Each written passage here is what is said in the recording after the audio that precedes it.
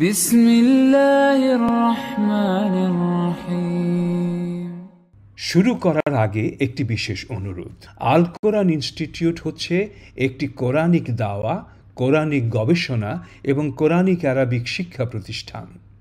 আমরা চাই আপনার মতো আরও অনেক দ্বীনি ভাই বোনদের কাছে কোরআনের দাওয়াত পৌঁছাতে।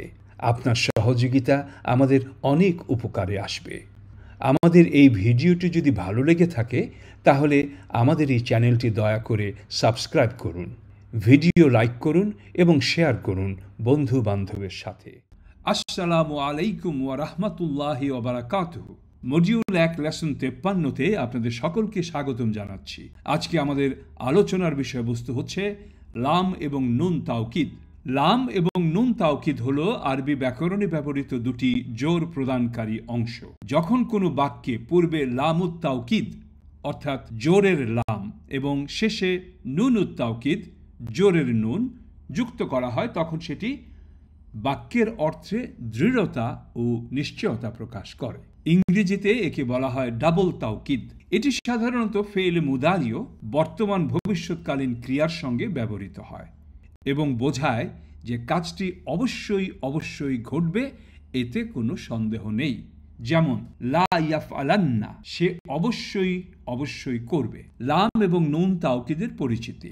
আরবি ব্যাকরণে লাম এবং নুন তাওকিদ ক্রিয়া শব্দের উপর জোর প্রদানে ব্যবহৃত হয় এবং ক্রিয়ার অর্থকে তীব্র করে তোলে। শুধু লাম তাওকিদ একটি প্রিফিক্স বা শব্দের শুরুতে আসা সংযোজন। এটি ক্রিয়ার শুরুতে যুক্ত হয়ে কর্ম সম্পর্কে একটি শক্তিশালী দাবি প্রকাশ অথবা নিশ্চয়তা নির্দেশ করে। আর নুন তাওকিদ হচ্ছে একটি সাফিক্স অর্থাৎ শব্দের শেষে একটি সংযোজন। এটি একটি নুনের সাথে নুনে খাফিফা অর্থাৎ মুদারিও ক্রিয়াকে সুকুন করে দেয় অথবা নুন সহ সাদ্দা হতে পারে। এর কাজ হচ্ছে জোর বা তীব্রতা সৃষ্টি করা। নুন তাওকিদ যখন ক্রিয়ার শেষে যোগ করা হয় এটি ক্রিয়ার অবস্থা পরিবর্তন করে তাকে মানসুব করে।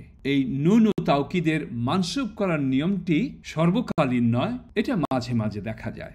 এখন আমরা কোরআনের কিছু উদাহরণ দেখব ইনশাআল্লাহ। সূরা আলে ইমরান, লা উকাফিরান্না আনহুম সাইয়্যাতিহিম ওয়া লা উদখিলান্নাহুম জান্নাতিন, আমি অবশ্যই তাদের পাপ ক্ষমা করব এবং আমি অবশ্যই তাদেরকে জান্নাতে প্রবেশ করাবো। সূরা আন-নাহল, ওয়া লা ইউসআলুন্না ইয়াউমাল কিয়ামাতি আম্মা কানু ইয়াফতারুন, এবং অবশ্যই তারা কিয়ামতের দিন তাদের যে মিথ্যা রচনা করত সেই সম্পর্কে জিজ্ঞাসিত হবে। সূরা আল আনকাবুত, ওয়া লা ইয়াহমিলুন্না আসকালাহুম, এবং অবশ্যই তারা তাদের বোঝা বহন করবে। সূরা আল হিজর, ফাওয়া রাব্বিকা লানাসআলান্নাহুম আজমাইন, অতএব তোমার রবের কসম আমরা অবশ্যই তাদের সবাইকে প্রশ্ন করব। সুবহানাল্লাহ। আশা করি এই সহজবোধ্য বিষয়টি সম্পূর্ণভাবে হৃদয়ঙ্গম হয়েছে।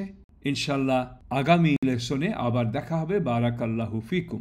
সুবহানাকা আল্লাহুম্মা ওয়া বিহামদিক আশহাদু আল্লা